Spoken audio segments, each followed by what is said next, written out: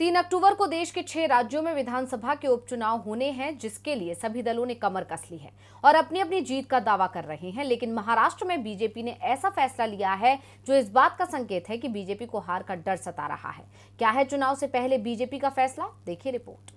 3 अक्टूबर को होने वाले उपचुनाव पर सभी की नजरें टिकी हुई हैं और खासकर महाराष्ट्र पर सभी का ध्यान है, क्योंकि शिवसेना में हुए दो फाड़ के बाद ये चुनाव बेहद अहम माना जा रहा है।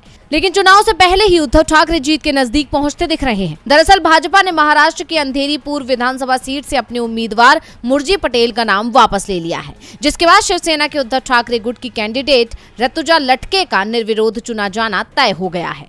दावा किया जा रहा है कि एनसीपी राज ठाकरे और एकनाथ शिंदे गुट की तरफ से अपील की गई थी कि भाजपा अपना कैंडिडेट वापस ले ले। इन अपीलों को लेकर डिप्टी सीएम देवेंद्र फडणवीस ने कहा था कि मैं अपनी पार्टी में खुद कोई फैसला नहीं लेता। उन्होंने कहा था कि हमने पहले भी उम्मीदवार वापस लिए हैं, इस बार भी हाईकमान और साथी नेताओं से बातचीत के बाद ही फैसला हो सकेगा, जिसके बाद अब बीजेपी ने अपने उम्मीदवार का नाम वापस ले लिया है। ऐसे में उद्धव गुट इस सीट पर जीत के करीब पहुंच गया है। वहीं बीजेपी का इस तरह नाम वापस लेना उसके डर को जाहिर कर रहा है, क्योंकि बीजेपी उपचुनाव के मैदान में अलग थलग पड़ गई, जिसके बाद बीजेपी को नाम वापस लेने में ही भलाई लगी है। इसके अलावा बीजेपी के फैसले को नागपुर पंचायत समिति के चुनाव से जोड़कर भी देखा जा रहा है।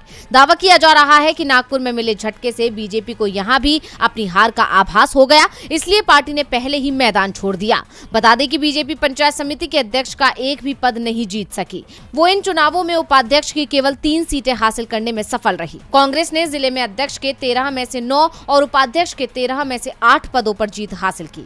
ऐसे में अपने ही गढ़ में बुरी तरह हारी बीजेपी अब दूसरी हार नहीं झेलना चाहेगी, क्योंकि इससे पार्टी की छवि को नुकसान होगा और बीएमसी चुनाव पर इसका असर होगा।